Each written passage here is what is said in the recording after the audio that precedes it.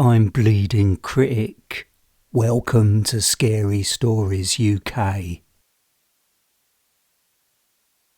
The Monster Story.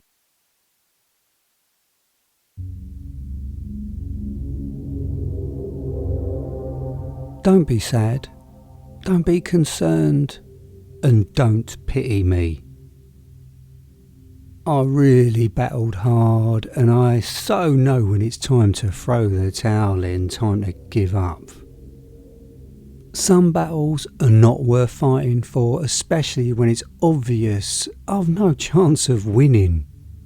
And this battle I'm in is one that I have to lose. You see, I've been pushed into a corner, I've been tricked and manipulated, and now I'm done. I'm done with it, and it's going to cost me everything, and I ain't talking money or my property or my pride. This battle will cost me my life. Oh yeah, and I'm not afraid, and I'm past caring, to be honest. I ain't ill, I'm not on my deathbed. Up until 2 weeks ago, I was a healthy, active and incredibly fit individual. Right now, at this moment, I'm at home alone and hovering. Yeah, you heard me right. Hovering in front of me is a real monster. And this monster is staring at me. And I ain't talking about some creepy man or some intimidating gangster. I mean a proper frightening monster. Are you hearing me? You can mix all your nightmares together and they still won't come close to the horror that I'm looking at right now. Its skin is blood red, and it's got 3 small heads that all look the same, and the faces actually look like Gus Fring from the TV series Breaking Bad. And its body, when it's standing up, it's over 6 foot tall. So we got Gus Fring's head times 3. Then imagine a giant red octopus floating in the air, and instead of suckers on its 8 tentacles, it's got loads of razor sharp 10-inch spikes. Oh God, its smell is vomitricious. You don't believe me, do you? Of course you don't. I wouldn't. I feel better sharing my predicament with you. And I feel a bit stupid, to be honest, like I'm some D-rated author or some excitable lying teenager. This monster doesn't have a name. Hang on. The monster's changed its look. It now looks like a businesswoman, all dressed up and professional. Oh yeah, even its smell has changed. Hang on, I recognise that nauseating perfume. Yeah, that's my old boss, it's her. She's turned into my old boss, and its mouth is open, and I can see giant bugs are crawling out of it. The monster in my home regularly changes its appearance. Sometimes it's just weird, most of the time it's terrifying, and other times it morphs into people I know or used to know.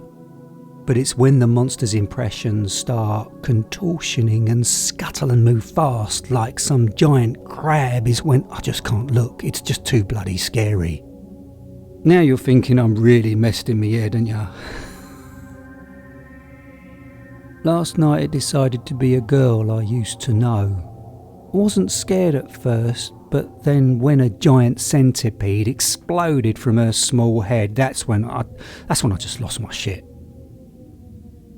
So I've no idea of this monster's true appearance, its real identity, but seriously now, this monster has been in my life for months. I've been fighting it for months, and I'm telling you now, I tried to ignore it at first, but it's an expert at crossing the line. It knows those buttons to press to set me off into some emotional explosion. You know what I mean? It's been like my shadow, an irritating shadow that winds me up a treat. The tricks and pranks started innocent and mildly irritating, like if I pick up a cup, sometimes the monster hits it out of my hand, and about 3 weeks ago it made me drop and smash 3 cups in about 24 hours. Or when I'm cooking a roast dinner, the monster would turn the oven temperature down so it's undercooked. And when I go to sleep at night, because I've had problems sleeping because it would suddenly wake me up by slapping my face, and then it ranked up the next level and started punching me in my face. And when I've been working out, it will make the kettlebell slip from my hand. So the monster started to rank up the terror over time and the violence started. Yeah, I used to have a car. The monster punched me repeatedly in the face when I was driving, so my car swerved up onto the pavement and smashed into the local takeaway. I got a bit of whiplash, and thankfully no pedestrians were injured, but my bloody car was a write-off. Over time, Monster has been right in my face. It spat at me, screamed at me, beaten me senseless and humiliated me. This monster has been feeding off my imagination like a parasite. It's been taking my memories of joy and fear and using what I've seen on TV, then splicing them all together, bringing them to life, making them real and making them threatening and frightening. The monster has cleverly made my nightmares come true. So yeah, I've been its toy. It's been playing with me, and when it's bored, it'll want me dead. I'm pretty certain it will bury me alive because it knows that's my biggest fear, and so of course it's going to feed off that scenario, innit? I don't know why this monster chose me, but it's won, and no one can save me now. Hopefully my body organs will give up soon and cave in under the stress and torment. Oh, and it's just changed its appearance again to... I recognise that person. Yeah, that's some bully I knew at school. Yeah, whatever, no fear, mate. I ain't scared no more. Bullies are too predictable. That's not going to affect me. Unfortunately, I can't run away. I can't even physically defend myself. I've lost track of time, but I'm guessing it was a couple of weeks ago. I went to sleep. It was a night when I wasn't slapped or punched in the face, so I slept for hours. Deep sleep, and I woke up paralysed. I couldn't move. I thought I was still sleeping and in some horrible dream, the worst nightmare, but no, I was awake all right in this real world. I remember I couldn't move my legs, I couldn't even rub my eyes, and that was the night the monster went to work on me. Oh yeah, it went to work all right. It removed my hands from just above my wrists and removed my feet just above my ankles. The monster's got skills, it's got surgical precision. So now at the end of my limbs are just stumps. I noticed there was only a few tiny splatters of blood on my pillow and sheets.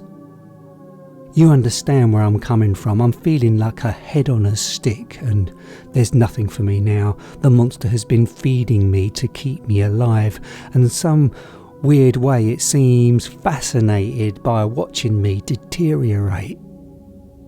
I don't want to go into too much detail, but my unwashed skin is dry and itching like crazy, and my body smell is repulsive, and I'll spare you the details of how I toilet because I don't want to make you vomit.